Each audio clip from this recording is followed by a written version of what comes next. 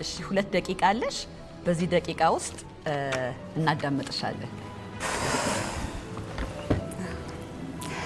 ይቅርታ ሰሞኑን በጣም ብዙ ስራ ላይ ስለነበርኩ ነውና መዘጋጀትም በበቂ ሁኔታ አልቻልኩም። አሁን ማቅረብ አልችልም። ይቅርታ።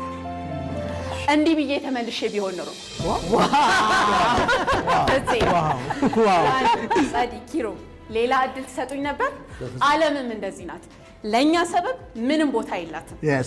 ሰበብ ከጥንት ጀምሮ የነበረ የሰው ልጆች መጥፎ ልማድ ነው።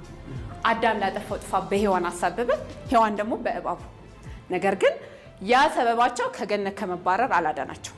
የእናቴ መቀነት አደናቅፎ ጣለኝ፣ ሰው የለኝም፣ ገንዘብ የለኝም፣ ጊዜው አሁን አይደለም እያለን የደረደርናቸው ሰበቦች ምን ውጤት አመጡልን? ይህ ድንጋይ ሰበባችን ነው።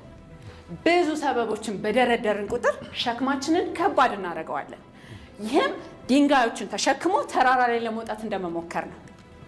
ያም ደግሞ ትልቁ ህልማችንን ለማሳካት የምናደርገውን ጥረት ፈታኝ ያደርግብናል። ይልቁንም እነዚህን ድንጋዮች እንደ መረማመጃ መወጣጫ ብንጠቀማቸው ያሰብነው ከፍታ በጊዜው እንደርሳለን። የማስተርስ ተማሪ ያለው ማርገዜ፣ ባመንኩት ሰው መከዳቴ፣ የገዛ የውስጤ ፍርሃት ያሰብኩትን እንዳላሳካ ከበቂ በላይ ሰበብ ነበር።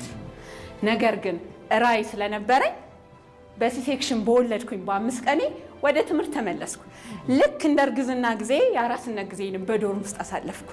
ጨከንኩ፣ ቀጠልኩ፣ ትምህርቴንም በጥሩ ሁኔታ ጨረስኩ። ነገር ግን ሰበብ ብደረድር ኑሮ፣ ተስፋ ብቆርጥ ኑሮ ትምህርቴን ማጨርስም ልጅ አማናዊትም ልታስመርቀኝ አትመጣም ነበር።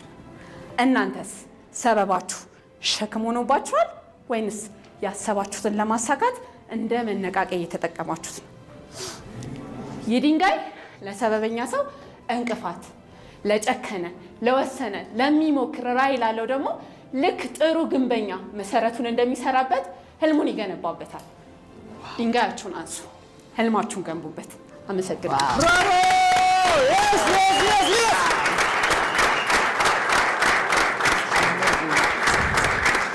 Yes.